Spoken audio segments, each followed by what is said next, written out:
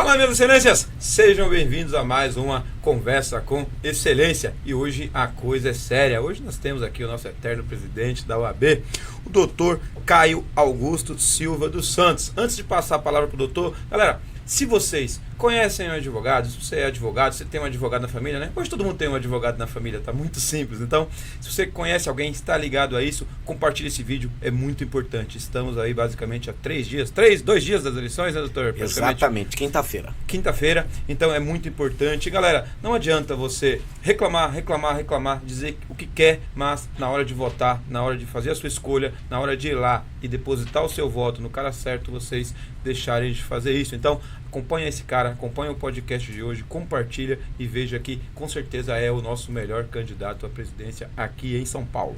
Doutor Caio Augusto Silva dos Santos comandou a nossa querida OAB no triênio 2019 a 2021, nasceu lá em Bauru, é sócio do escritório Silva dos Santos e Asna Sociedade de Advogados, se formou em 96 pela instituição Toledo de Ensino, o qual também fez aí o mestrado em Direito Constitucional. Professor de Direito Civil e Direito Processual na Ordem dos Advogados do Brasil, já atuou como secretário-geral aqui de São Paulo, presidência da subseção lá de Bauru e presidiu aí inúmeras comissões. Doutor, seja bem-vindo, obrigado, sei que a sua correria é imensa, mas fico feliz demais em ter o senhor aqui comigo, sou um admirador do seu trabalho, sou um admirador da forma que o senhor defende a advocacia e de verdade super feliz em tê-los com a gente. Obrigado, boa noite e seja bem-vindo novamente. Muito obrigado, Tony, pela oportunidade que nos dá de conversar um pouco com a nossa advocacia e também com todos os seus telespectadores, ouvintes, seguidores. Você que é uma pessoa que faz um papel importante de cidadania, de trazer informações e por isso a nossa alegria de poder estar nesse momento. Estamos aí muito próximos da data da nossa eleição, da eleição da OAB São Paulo, ocorrerá na próxima quinta-feira. Nós temos a alegria de estar encabeçando uma das chapas para a disputa, a chapa 11. Nós construímos um grande time para servir a advocacia do Estado de São Paulo e a sociedade. Temos a participação conosco do querido presidente Durso, temos a participação conosco da querida Ângela Gandra, a filha do professor Ives Gandra, ela que é uma grande professora e que também professa uma advocacia de responsabilidade. Temos a presença do Dr. Ricardo Saeg conosco, professor José Vicente, professor Alice Bianchini, um grande time, o apoio do Hermes, do presidente Marcos da Costa. E eu tenho dito, Tony, que essa reunião de advogados efetivos, de pessoas que dedicaram a sua vida ao fortalecimento da advocacia, se deu por uma única razão: absoluta indignação do que assistimos acontecer nos últimos 3 anos no ambiente da OAB São Paulo, em razão da omissão, do medo, da covardia dos nossos atuais dirigentes. Nós experimentamos nesses 3 anos as mais duras derrotas da advocacia e também da sociedade. Eu vou tomar de exemplo logo no início para destacar, Tony, a questão que envolveu a elevação das custas para se ter acesso à justiça no estado de São Paulo. A nossa OAB São Paulo, que sempre foi altaneira, sempre esteve sentada à mesa nas discussões importantes do nosso estado, da nossa sociedade, ela procurou fazer apenas confronto nesses últimos 3 anos. Ela conseguiu fazer confronto com o executivo, com o legislativo e com o judiciário e se descuidou das necessidades da advocacia e da sociedade. E o resultado foi um só. Nós tivemos, como nunca aconteceu antes na história, a exigência hoje de pagamento por parte dos advogados, de recolhimento de tributo para que o advogado possa ter acesso à sua verba alimentar, que são os honorários de sucumbência. E isso é muito ruim. Nós nunca tivemos esse histórico na história da lei de custas. Isso se deu ao fato da ausência da responsabilidade e da coragem que deve ser exigida dos nossos dirigentes. E ao mesmo passo que isso aconteceu, nós tivemos a elevação das custas. Eu participei das 3 gestões anteriores, 2 como secretário-geral e uma como presidente, de 2019 a 2021. E posso dizer às amigas advogadas e aos amigos advogados que naquele período nenhum aumento percentual houve para se ter acesso à justiça. Porque nós discutíamos as questões orçamentárias de alto gabarito, tendo absoluta responsabilidade, sentando com os poderes constituídos e exigindo que não houvesse aumento de tributação, que houvesse destaque orçamentário para atender às demandas da sociedade, que é a reposição de serventuários, a criação de varas, a manutenção de juízes nas comarcas. Muitas delas não têm um juiz fixo na comarca que acaba tendo que cuidar de mais de uma. E isso implica na demora da tramitação do processo. Esse estado de coisas precisa ser mudado e é isso que nos animou a nos apresentar como candidato. Nós temos um projeto para corrigir essas coisas. Nós não admitimos elevação da tributação, nós não admitimos a taxação da verba alimentar do advogado, que são os honorários advocatícios. O advogado presta um serviço para a sociedade e ele precisa ter a proteção do seu sustento. E nós vamos, sim, conversar com os poderes para corrigir esse inconveniente, esse problema e este grande mal. Este confronto, esta irresponsabilidade dos atuais dirigentes também veio nesse anúncio da mudança do processo eletrônico no âmbito do Tribunal de Justiça de São Paulo. Hoje nós temos o anúncio da mudança do ESAGE para o EPROC. Isso é inadmissível.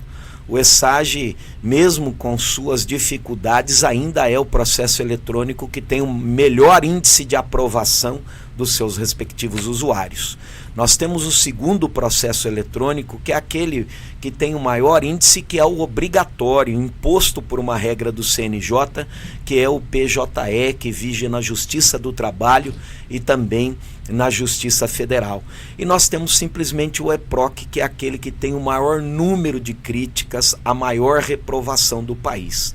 Não tem sentido algum você sair do que é de melhor qualidade para ir para o que é de pior qualidade, pulando aquela regra que é obrigatória, que é o PJE.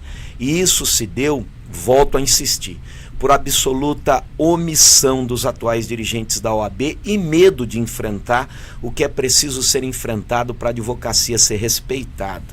Não é nova a tentativa de mudança do processo eletrônico, só que nós precisamos ter coragem para enfrentar essa questão. Os atuais dirigentes, que gostam muito de fazer vídeos, mas não de enfrentar os problemas da advocacia, reconheceram a sua omissão. Eles disseram que nada sabiam a respeito da mudança do processo eletrônico. E disseram que iam perguntar ao Tribunal de Justiça e que trariam a informação se era possível ou não a alteração desse estado de coisas. E voltaram dizendo que simplesmente ouviram que era aquilo mesmo e que nada fariam porque não restava outra coisa a ser feita. Isso é inadmissível. Isso é um ato de omissão, de covardia, de irresponsabilidade. A mudança de um processo eletrônico no maior tribunal do planeta pode implicar na retirada no mercado de trabalho de 1/3 da advocacia, que precisa de tempo para se adaptar, precisa se organizar para que possa ter o conhecimento dos novos procedimentos desse novo processo eletrônico. E a OAB, ela tem legitimidade para entrar com as medidas judiciais, administrativas que forem necessárias para a proteção da advocacia e da sociedade.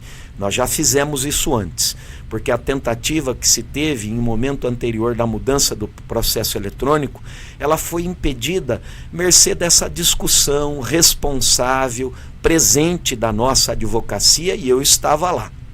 E nós vamos retornar à presidência da OAB São Paulo, por isso que peço o voto da advocacia na chapa 11, e nós não vamos permitir que seja imposto a fórceps uma mudança do processo eletrônico para o EPROC. Se necessário for, nós ajuizaremos medidas administrativas no CNJ ou mesmo medida judicial no Supremo Tribunal Federal. Mas ainda acreditamos que há espaço para o diálogo, para que nós façamos com que o poder público compreenda que as dificuldades orçamentárias serão resolvidas numa conversa republicana com todos os poderes. Mas o perdimento de qualidade e prejuízo à advocacia e à sociedade nós não admitiremos. Por isso, Tony, é que nós nos apresentamos como candidatos à OAB São Paulo e nós voltaremos a presidir a OAB São Paulo para o bem da advocacia e da sociedade. Doutor, o senhor trouxe fatos aqui sensacionais, os quais eu nem imaginava abordar, mas agora abriu um leque sensacional. Só antes disso, também agradecer a presença dos doutores, me perdoa, eu sou péssimo de nome, doutor Guilherme e doutor Aleixo estão com a gente aqui, estão acompanhando. Obrigado por ter vindo também, por acompanhar o Caio. Sinta-se à vontade aí. Água, café, alguma coisa, amanhã está à disposição aí, por favor. Doutor, o senhor já tocou num assunto sensacional, que é bolso. Não só do advogado, mas de qualquer cidadão médio no mundo, no Brasil. Custas já aumentou de 1% para 1,5%, salvo o melhor juízo. Nós temos também a questão do cumprimento de sentença, você tem que ir lá e custear. Os leigos não vão saber, meus colegas advogados, aí você ganha um processo, tem que cobrar aquilo que você recebeu. Então existe um cumprimento de sentença, também custeado. Mas isso foi feito através de uma lei estadual, né? Passou para a LESP, sancionada pelo Tarcísio. Há condição de voltar a discutir isso? Porque isso só por meio de lei. Hoje talvez nem cabe mais ações de constitucionalidade ou coisa nesse sentido. Há condição de se discutir isso no Legislativo paulistano, na situação atual? Penso que sim. Há duas formas do Poder Judiciário conseguir fazer a sua reorganização orçamentária. A primeira delas é sentando à mesa com todos os poderes e promovendo o destaque orçamentário na origem para permitir o atendimento das demandas do Poder Judiciário. E a segunda forma é justamente o impulsionamento de uma lei de custas. Nos 9 anos anteriores à gestão que aí está, embora tenha havido a tentativa de encaminhamento da lei de custas, nós tivemos uma discussão muito clara com os poderes constituídos e tenho absoluta convicção que é possível sentar com o governador do estado, com a Assembleia Legislativa, para que nós façamos que eles compreendam que a elevação da tributação não é o caminho adequado para facilitar o acesso à justiça e atender às demandas do cidadão. É preciso que nós novamente sentemos à mesa, façamos as contas, entendamos as perspectivas orçamentárias para retirar esse peso sobre as costas do cidadão e da advocacia. E tenho absoluta convicção que, com muito respeito a todos os poderes constituídos, a todas as instituições, nós vamos conseguir alcançar. É errado o confronto que foi feito por esta gestão com todos os poderes. Nós, quando combatemos, por exemplo, a violação às prerrogativas profissionais, nós temos que ter uma clareza muito significativa. Tolerância zero em relação aos violadores de prerrogativas. Mas embate institucional não é o adequado. Nós precisamos exigir da magistratura que ela puna o violador de prerrogativas, mas nós não podemos desrespeitar a instituição, e assim também o é em relação ao executivo, ao legislativo, e é esta nossa política e o nosso projeto.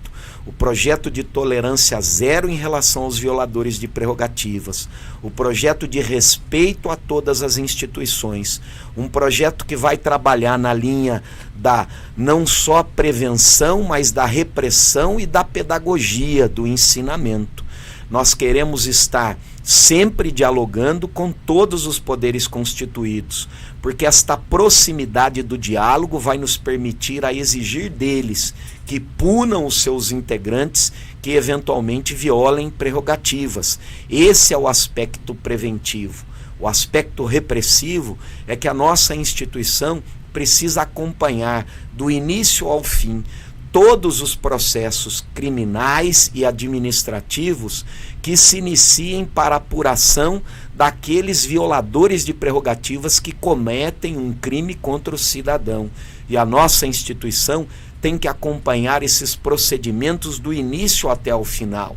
Esse é o aspecto do nosso projeto, que é o projeto repressivo. E nós temos o projeto pedagógico, de fazer com que a nossa instituição, cumprindo o seu papel, sem medo, sem receio, ajuize as demandas indenizatórias contra o violador de prerrogativas, para que ele responda do ponto de vista patrimonial pela sua falta cometida, fazendo com que isso sirva de exemplo e que nós diminuamos a cada dia a violação às prerrogativas da advocacia.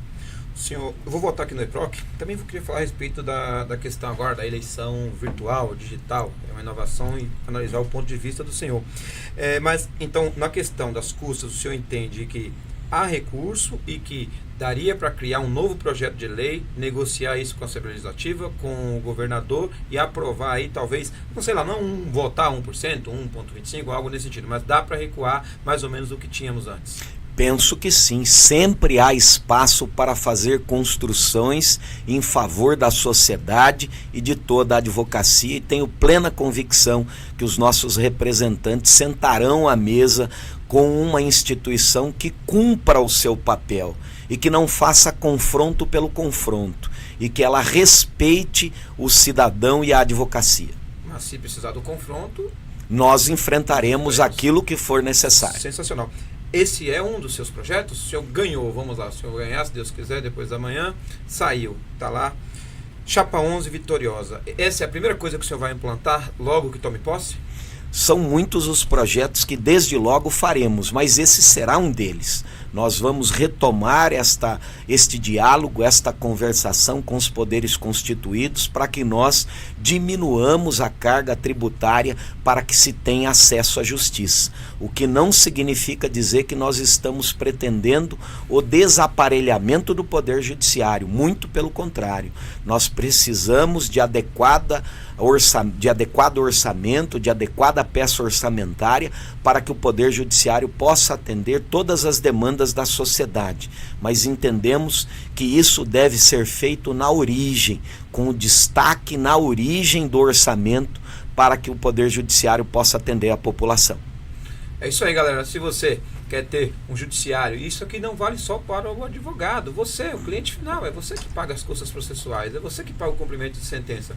Se você quer ver essa mudança, tá aí. Esse é o cara que a gente pode apostar as nossas fichas. É o cara que trouxe essa ideia. Eu, particularmente, nem tinha colocado isso aqui para discutir. E o cara já veio falando do quê? Em economizar. Já veio falando em segurar um pouco, que você gaste menos para que você tenha acesso ao judiciário. Que o advogado também possa cuidar e possa receber aí o seu crédito alimentar. Doutor, o senhor falou de algo muito importante aqui, a questão dos advogados. São Paulo hoje, salvo melhor juízo, tem aí 80 mil policiais militares na ativa, quadro de 120 e poucos, 80 mil na ativa.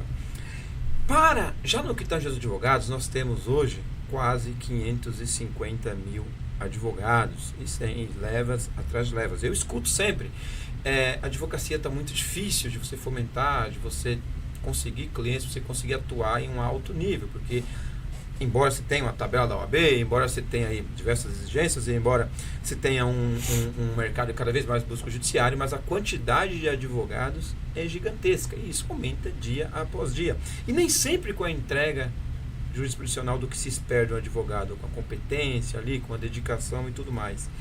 Como o senhor enxerga esse crescimento da advocacia, em especial em São Paulo, e qual a ideia do senhor? O senhor fomentou alguma coisa? Tem alguma ideia do que fazer para diminuir ou para que continue dessa mesma forma, mas que tenhamos profissionais mais capacitados? Não há dúvida que a questão da proteção da nossa profissão, seja do seu mercado de trabalho ou da constante reciclagem e aprendizado, é fundamental para o processo de busca de melhor atender o cidadão. E nós temos projeto para isso. Nós temos um projeto muito claro que é exigir do poder público o asseguramento da devida qualificação e oportunidade ao cidadão para que ele tenha uma defesa jurídica quando ele defende os seus direitos.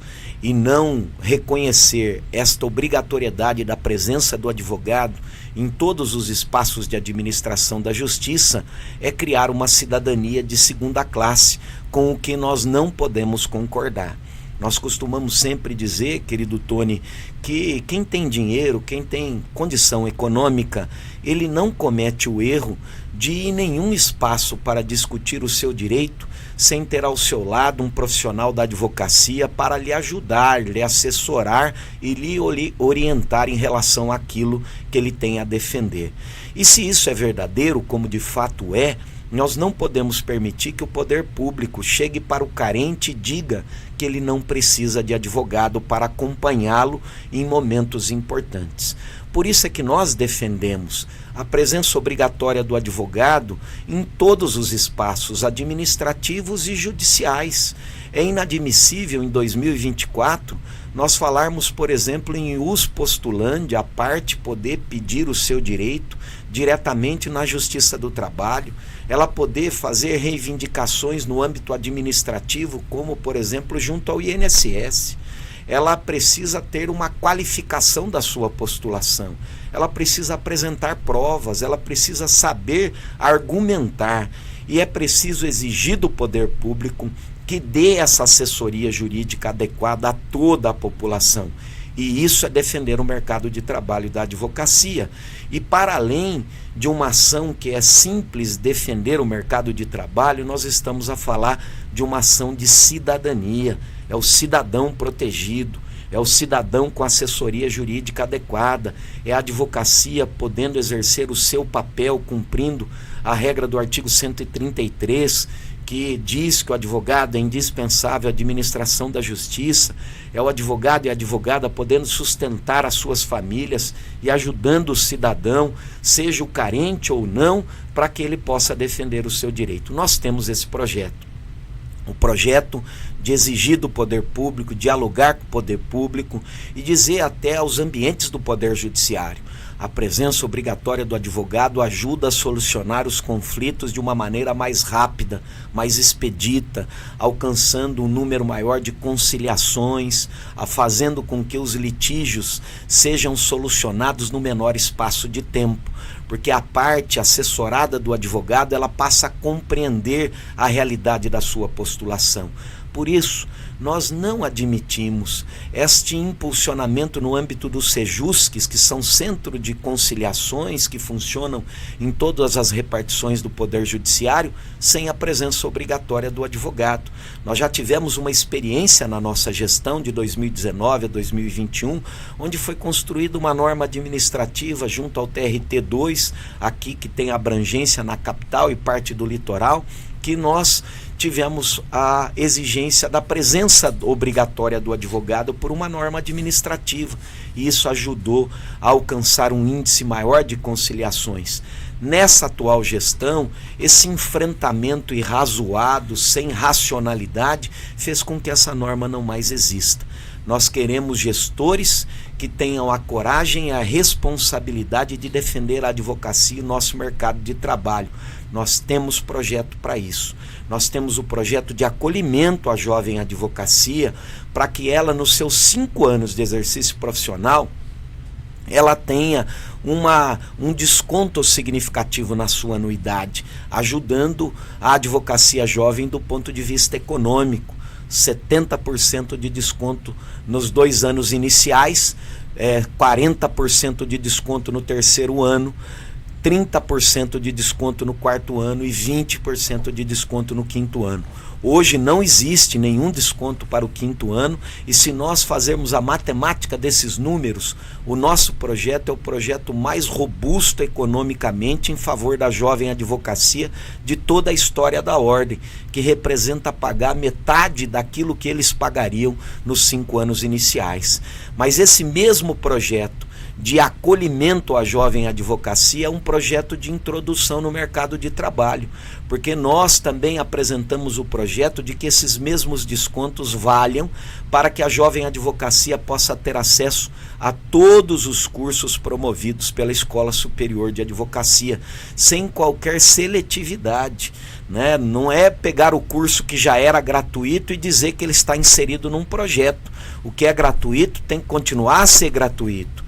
Mas todos aqueles que são pagos, nós precisamos criar um projeto para que a Jovem Advocacia possa constantemente se atualizar e, portanto, ter novos mercados de trabalho para poder desenvolver a sua atividade profissional, sustentar as suas famílias. Nós temos, portanto, um projeto claro de defesa da advocacia, de defesa do nosso mercado de trabalho, de acolhimento do jovem advogado, de suporte ao advogado mais experiente, porque é preciso qualificar também ao uso desses novos ferramentais tecnológicos. É preciso relembrar que nós é que demos um impulsionamento por esta grande virada tecnológica. Foi na gestão 2019, 2021, é verdade que infelizmente impulsionado pelo esse grande mal que foi a pandemia, mas foi lá que nós criamos as pontes tecnológicas para que o advogado e a advogada pudesse participar dos atos judiciais dos seus escritórios, sem a necessidade de deslocamento, gerando economia, e nós defendemos sim o uso da tecnologia para a melhor comodidade e a busca de qualidade para a advocacia e para toda a sociedade, mas jamais substituindo a presença humana.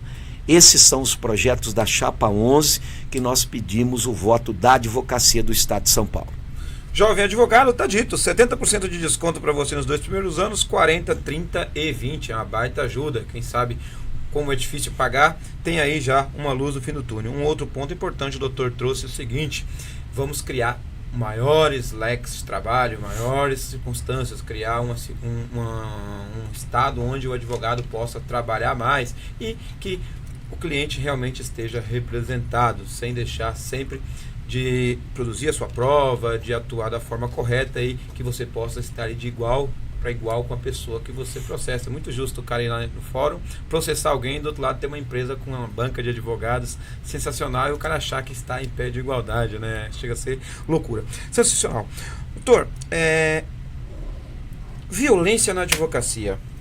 Eu ando assustado, eu tenho uma pauta armamentista, eu defendo o acesso às armas, eu frequento clubes de tiro, eu tenho um monte de projetos de lei, carrego o meu nome voltado para o cidadão de bem ter uma arma, assim como o advogado. O advogado, ele é indispensável à justiça. O advogado, ele está inserido, como o senhor mesmo trouxe no artigo 133 da Constituição. Mas a gente não vê isso na prática, isso foi esquecido. O que a gente vê aí são advogados na Bahia, no Rio Grande do Norte, nós tivemos uma colega saindo do fórum, foi assassinada com diversos disparos de arma de fogo. No Rio de Janeiro, o colega saindo de frente da OAB também foi assassinado. Ontem, na Bahia, o colega também assassinado, amarrado os pés e as mãos e cruelmente assassinado.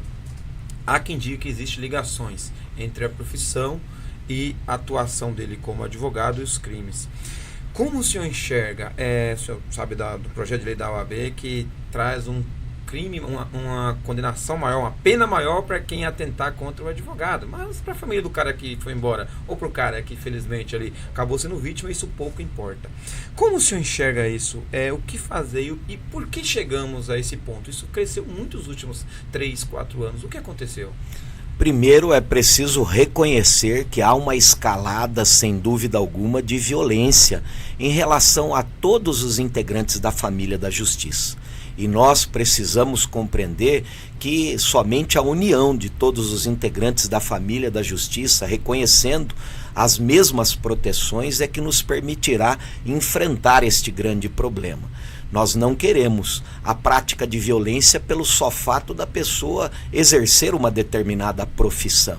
Nós precisamos proteger os advogados, os juízes, os promotores, os policiais, todos aqueles que se ligam às atividades da justiça e que, portanto, cuidam dos direitos de cidadania. E nós temos que encarar isto de frente. A primeira exigência que temos que fazer é um cuidado especial das autoridades públicas. As autoridades que cuidam da segurança pública precisam gestar projetos de proteção à advocacia e a todos os integrantes da família da justiça. porque são os integrantes da segurança pública que terão condições reais de combater essa escalada de violência e de criminalidade.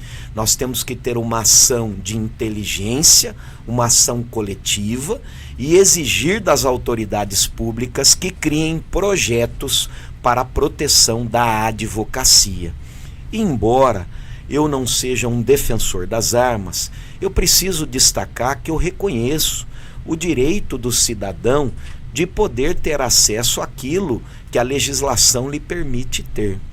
E eu destaco que, embora esta seja uma discussão muito polêmica, nós precisamos, em primeiro lugar, como disse, exigir este compromisso das nossas autoridades públicas para preservar e proteger o exercício profissional do advogado. O senhor acha que a questão da advocacia, da magistratura, do Ministério Público, eles têm um porte federal de arma de fogo?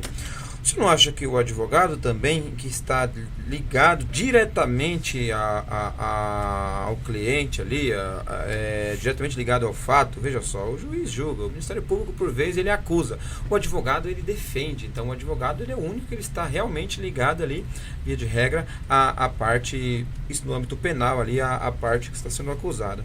Você não acha que o advogado no Brasil deveria ter também um porte de armas, assim como o juiz, assim como os promotores, e que isso é uma forma de proteção ao advogado? O advogado que ele não quer, ele não vai lá e não faz o pedido, não compra, não participa ali da seleção, todos os laudos, todas as certidões e tudo mais. Mas você não acha que o advogado que assim o quisesse, isso deveria ser um direito do advogado no Brasil?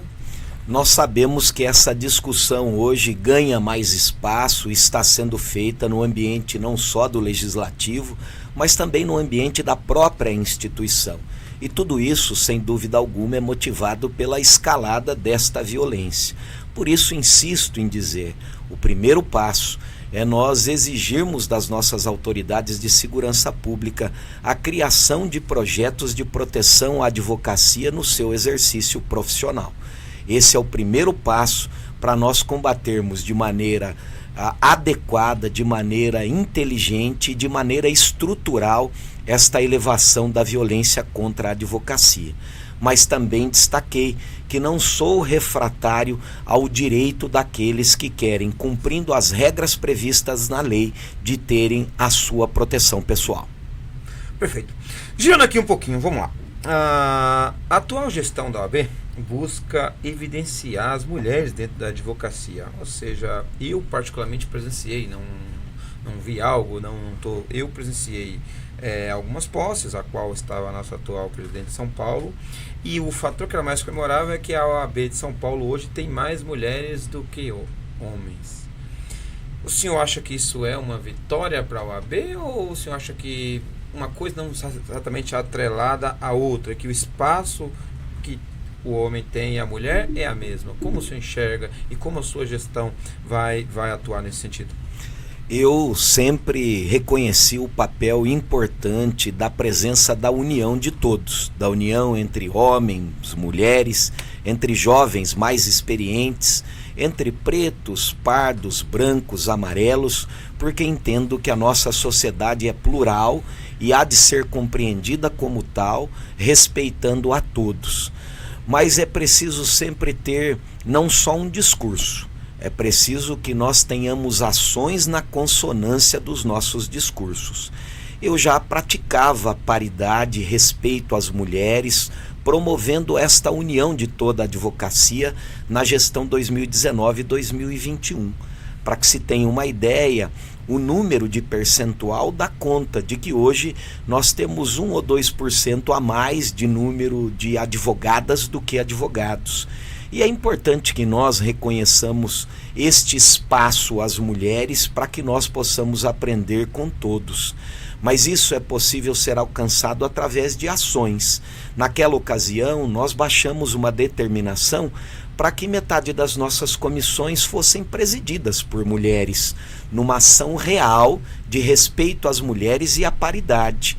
Mas quando nós observamos a esta gestão, nós temos um discurso divorciado da realidade, porque nós não temos metade das comissões sendo presididas por mulheres. Na gestão 2019-2021, nós também criamos benefícios importantes para a mulher advogada, reconhecendo realidades sociais que nós nos encontramos e nos deparamos todos os dias. Por exemplo, quando as famílias se dedicam à filiação, seja através da adoção ou da gestação, é sobre os ombros das mulheres que recai o maior peso de atenção familiar, a demandar no comum das vezes uma diminuição do seu tempo de trabalho e uma diminuição dos seus vencimentos.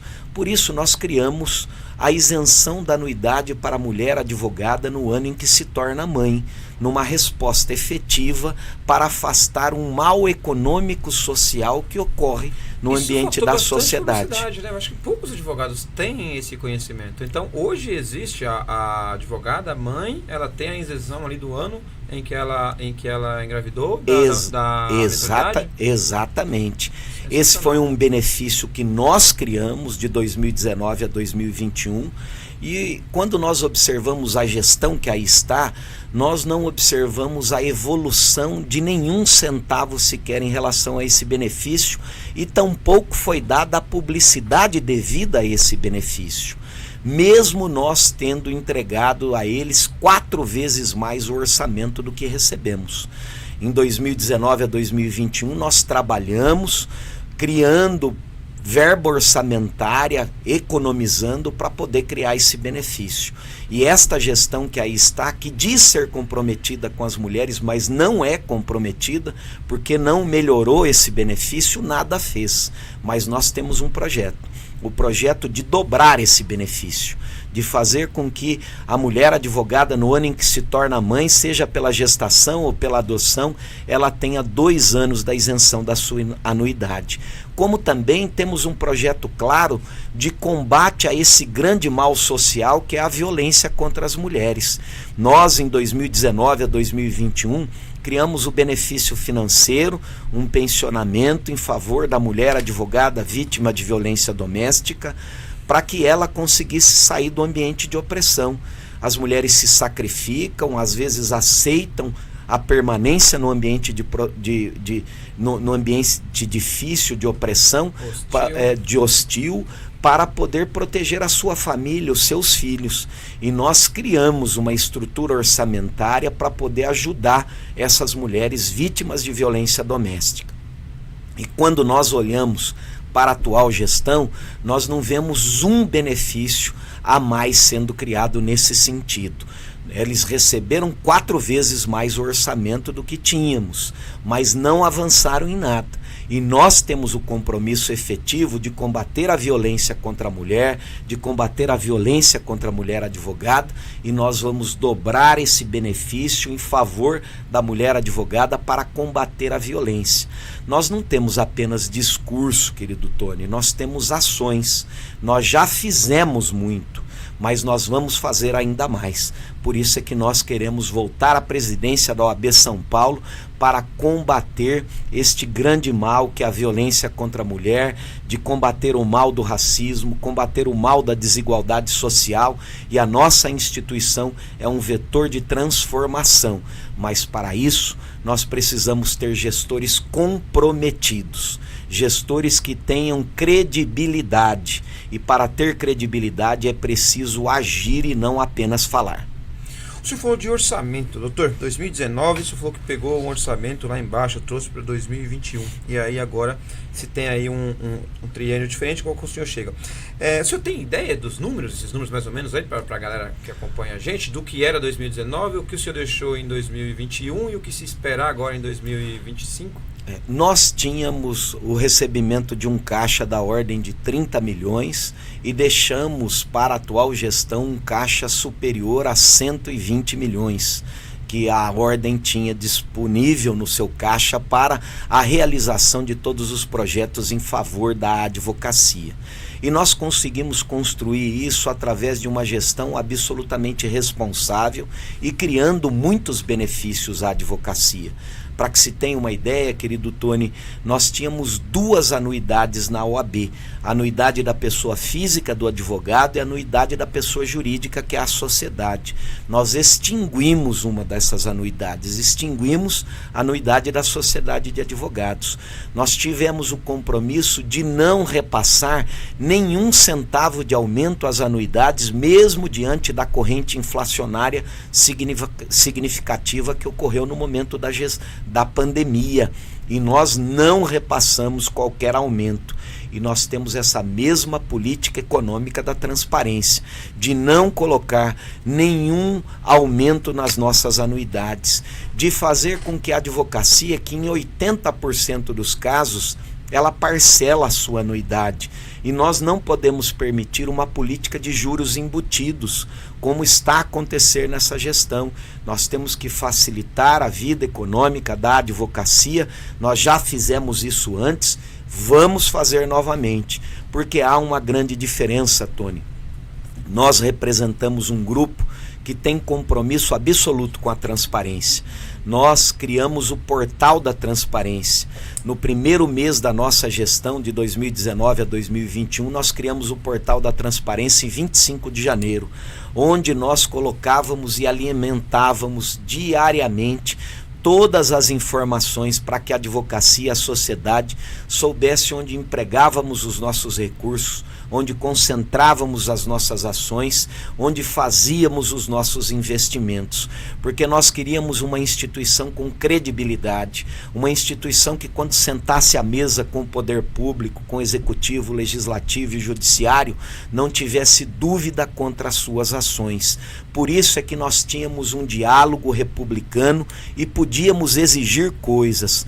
Quando eu olho para essa gestão, eu observo que nós temos um portal da transparência apenas pro forma, que sonega informações, onde nós não sabemos efetivamente onde são empregados recursos, onde são concentradas ações, quem é que contratamos. E por isso nós queremos voltar à presidência da OAB São Paulo. Nós queremos uma gestão transparente, nós queremos uma gestão que tenha credibilidade para exigir de todos o cumprimento das regras que estão previstas na nossa legislação.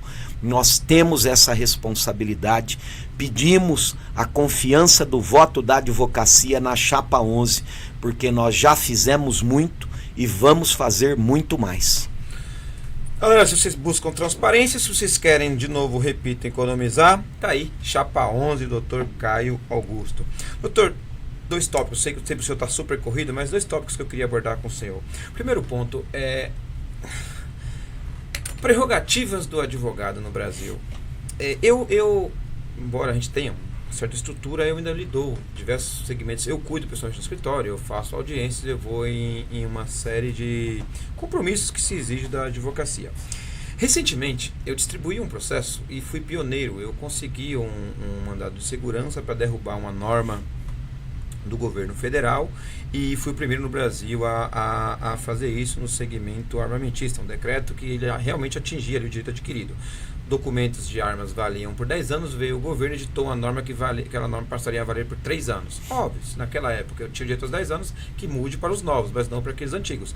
Eu fui bem sucedido em diversos tribunais. Todavia, em um tribunal, uma juíza disse que o meu ato era atentório à dignidade da justiça, extinguiu o processo de resolução do mérito, me condenou a pagar 10 mil reais, 10 salários mínimos e oficial ao Conselho de Ética da Advocacia.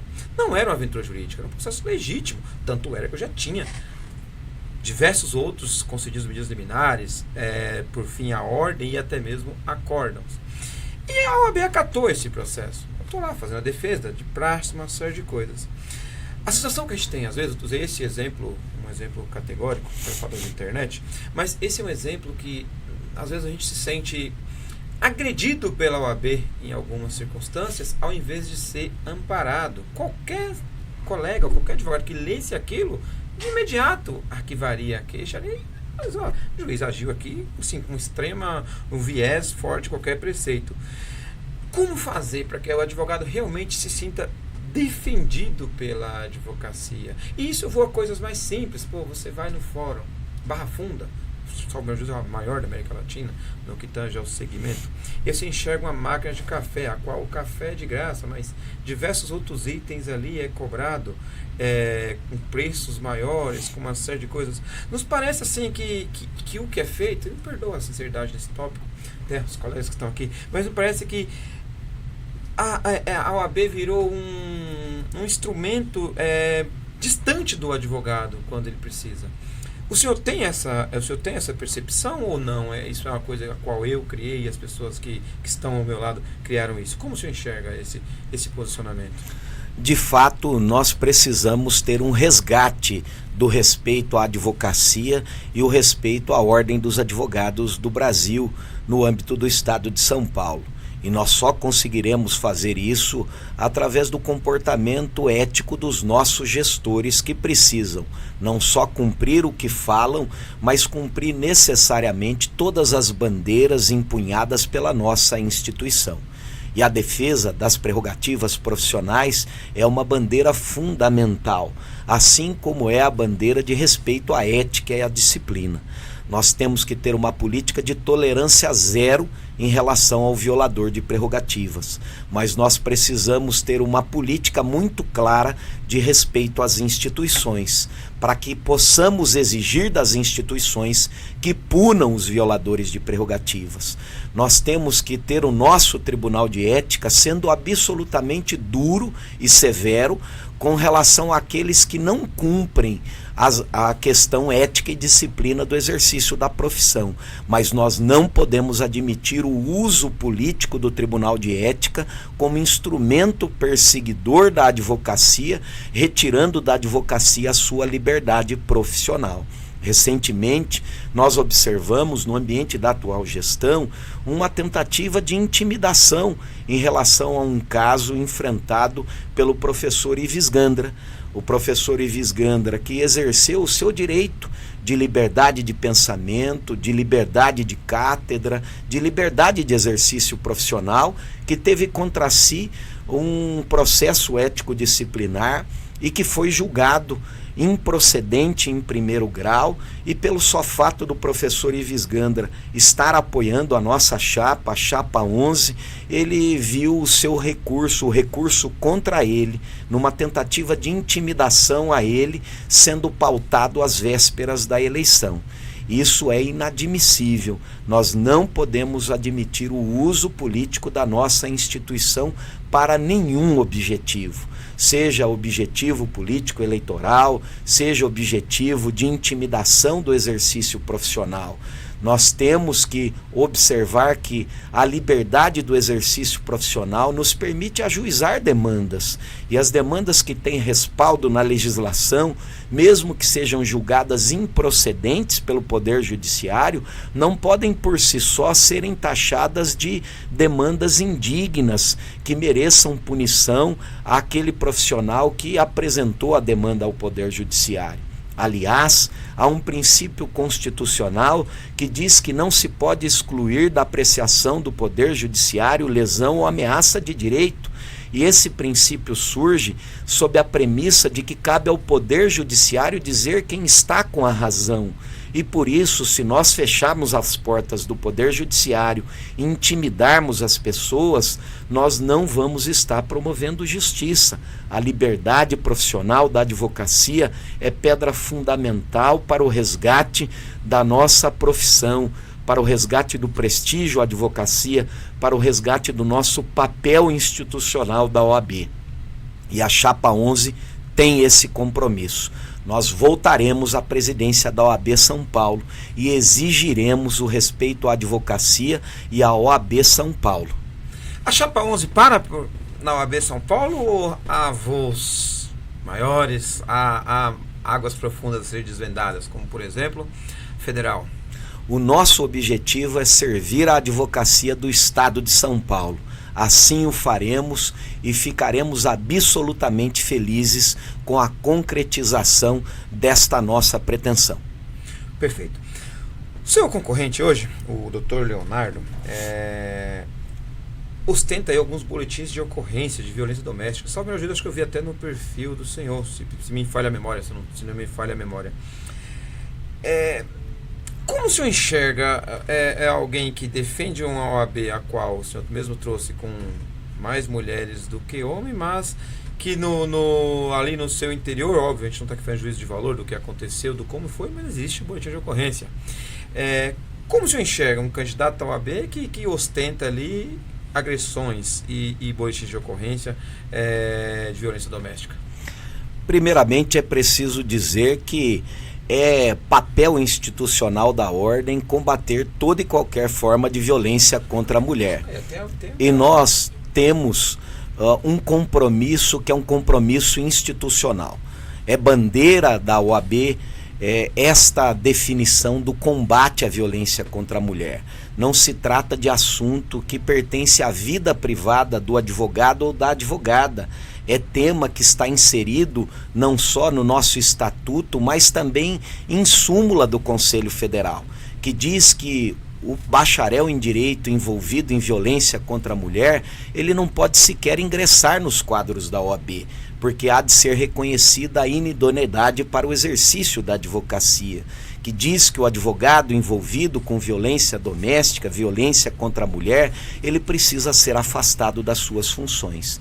Então, o primeiro ponto que há de ser colocado à mesa é que este assunto não diz respeito à vida privada do advogado, mas sim é um assunto institucional. Defender essa bandeira é uma bandeira de transformação, de combate a um mal social. Quanto à existência dos boletins, dos registros de ocorrência, quem deve fazer essa explicação à sociedade é o candidato que se apresenta à advocacia.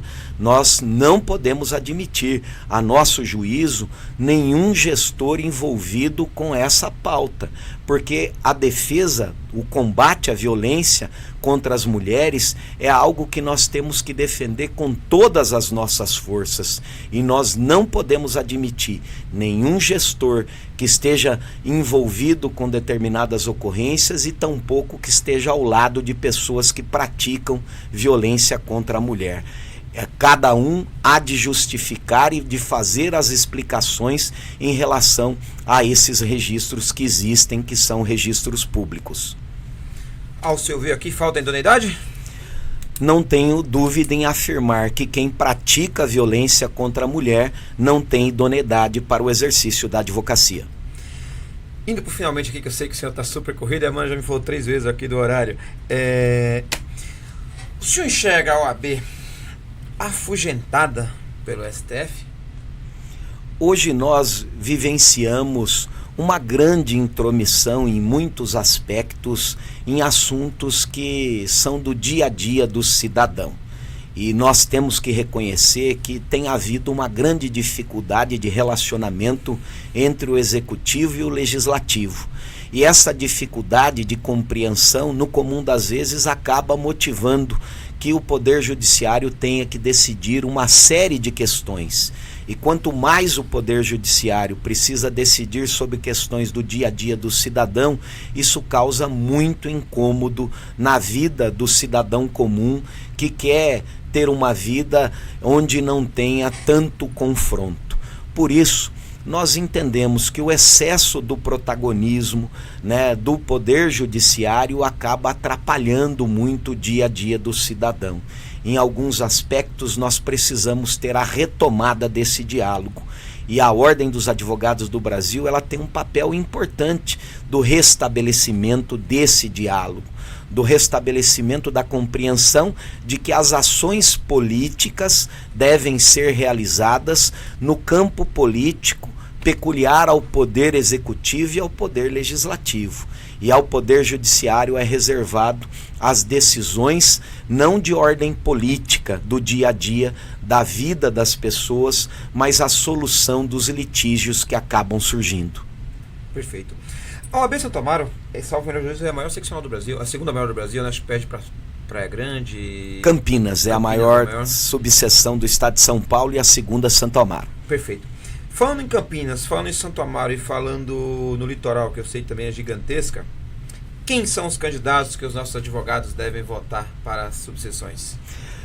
Junto à subseção de Campinas, nós temos o nosso querido Valim, que é o grande presidente que foi da ordem e que agora está a postular a presidência da subseção e que tem todo o nosso apoio, Chapa 2, assim como tem a querida Ângela, nossa candidata a presidente junto à subseção de Santo Amaro. São dois grandes advogados que certamente servirão muito bem à advocacia nessas duas importantes subseções do Estado. Chapa 2 e Chapa... 2 também. 2 lá e 2 aqui. E estadual 11. Se o senhor ganhar, e o senhor vai ganhar, adeus EPROC? Nós combateremos a vinda do EPROC. E se for necessário, ajuizaremos as medidas que forem necessárias para a proteção da advocacia. Nós não aceitamos que nós tenhamos a substituição de um processo eletrônico que é de melhor qualidade por aquele que tem um grande número de críticas diminuindo a qualidade. Não ao EPROC, nós vamos combater para que venha o que é de melhor para a advocacia do Estado de São Paulo.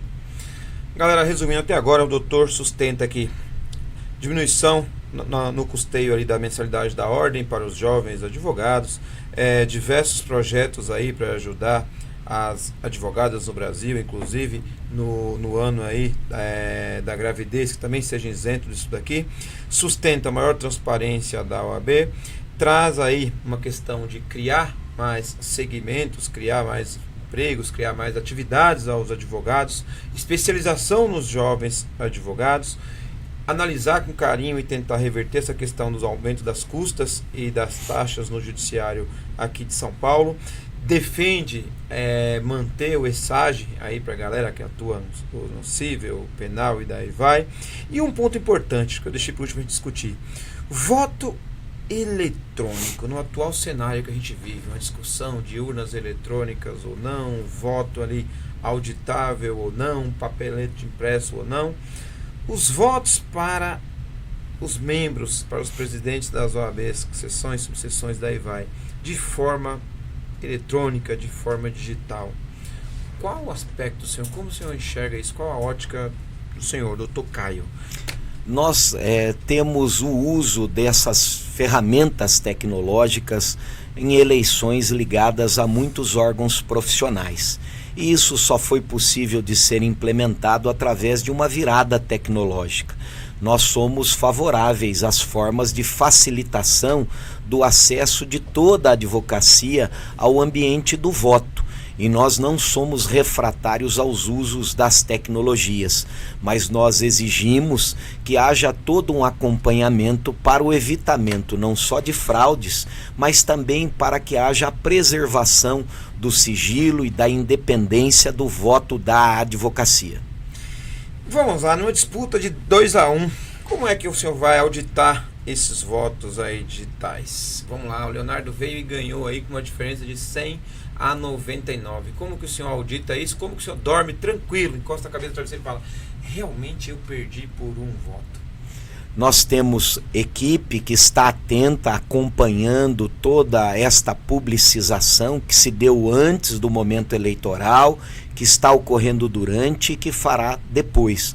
Nós acreditamos nos técnicos, não só que nos assessoram, mas que fazem parte também da estrutura da instituição. Nós temos empresas que foram credenciadas pelo Conselho Federal, que a certificou. Então nós temos fé sim no sistema, mas estaremos atentos a toda a necessidade de acompanhamento. É difícil dizer, uma empresa que foi contratada via de regra pela oposição, ou não, você não enxerga dessa forma? Todas essas preocupações são naturais, por isso é que nós todos estamos acompanhando de perto, com técnicos, justamente para que tudo transcorra da melhor maneira e da maneira mais transparente. Ariel, por favor, coloca o Instagram do Dr. Caio aí, para a galera que quer conhecer as propostas dele. Ele fala bastante no Instagram. Acho que a gente está com um pouquinho, a gente já me grava os podcasts à noite, hoje um pouco mais cedo, a gente está com um pouco de coisa, mas vamos lá. Tá aí, Dr. Caio Augusto Silva Santos, é isso aí. advogado, escritório de advocacia, candidato a presidente da OAB de São Paulo, chapa 11, presidente 2019-2021, mestre em Direito Constitucional. Galera, está acompanhando a gente, vai lá, manda um oi, responde todo mundo, mandou a abordagem, Sim. Conversa, bate-papo, responde todo mundo. Sempre. Então é isso aí, galera.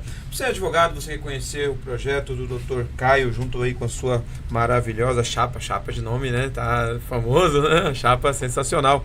Quer conhecer as abordagens, os projetos do Dr. Caio, segue ele lá no Instagram, repito, Caio Augusto Silva Santos, tudo junto, o cara tá lá, bonitão, vote 11, tá certo, tem o número do Romário, é alguém que vale a pena você prestar atenção, meu amigo advogado, vocês pouco que me conhecem, ou aqueles que me conhecem um pouco mais, sabem que a gente não traria alguém aqui que tivesse um viés diferente daquilo que a gente pensa, daquilo que a gente aborda e aquilo que a gente sustenta. Então, é sim o cara para que você possa olhar, possa analisar, deposite o seu voto de credibilidade, acompanhe o trabalho dele e, ao final, vocês fazem aí a dosagem, o que foi melhor, os 3 anos que passamos ou os nossos próximos 3 anos. Lembrando, essa é a hora de fazer as escolhas, essa é a hora de você analisar e votar sempre consciente. Doutor Caio, dito tudo isso, vamos lá, mais uma vez, para a gente fazer aquele corte sensacional. Por que eu vou votar, mas porque